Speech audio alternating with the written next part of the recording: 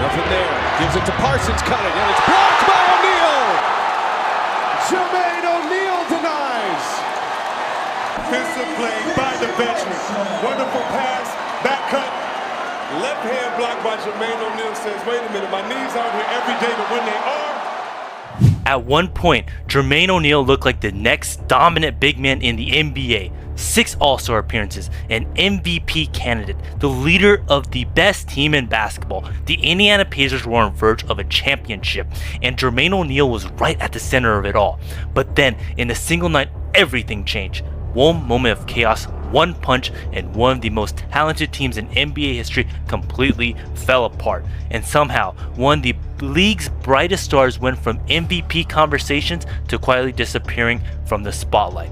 So what exactly happened to Jermaine O'Neal?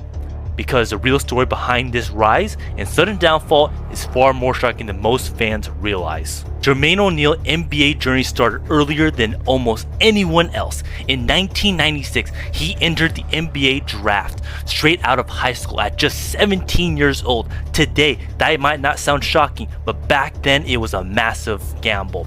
Only 1 year earlier, Kevin Garnett has proven high school players could succeed in the NBA. And after that, we saw Kobe Bryant and LeBron James follow that as well. But teams were still nervous back then. Young players weren't supposed to skip college. They weren't supposed to face grown men right away. Still, the Portland Trail Blazers believed in his potential and selected him with the 17th pick. Just like that, Jermaine O'Neal became one of the youngest players to ever step into the NBA court. But being drafted and actually getting a chance is two very different things. Portland already had stacked the front court. Rasheed Wallace, Sabonis, Cliff Robinson, veterans who already established stars. So for Jermaine, there was almost no room to grow. Most nights he sat on the bench. His rookie season was frustrating. A knee injury slowed him early, and when he did play, his minutes were limited to about 10 per game. That pattern continued for years. Season after season, Jermaine practiced hard and waited for his opportunity, but it never came. At times, he even wondered if skipping college had been the wrong decision. Was his dream slipping away before it even truly started? Finally, after 4 seasons, Jermaine knew something had to change. He asked for a trade. In the summer of 2000, Portland traded Jermaine O'Neal to the Indiana Pacers. At that time, the deal barely made any headlines, but it would end up changing the direction of the entire franchise, because the moment Jermaine arrived in Indiana, everything changed. For the first time in his career, he wasn't buried on the bench. He was a starter, and suddenly the world saw the player Portland had kept hidden. In his first season with the Pacers, Jermaine averaged nearly 13 points a game and 10 rebounds. He also led the NBA in total blocks. The following season, he won the NBA's Most Improved Player award. Jermaine have officially became the star he always wanted to be.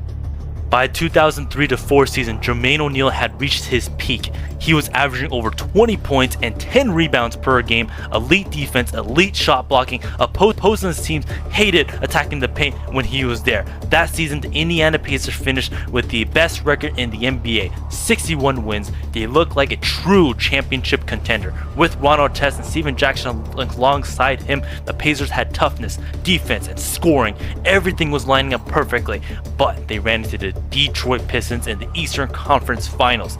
Indiana fought hard, but Detroit won the series and eventually won the championship. And somehow, things just got worse after that.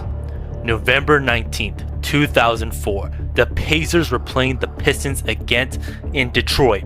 Late in that game, a hard foul sparked an argument between two players.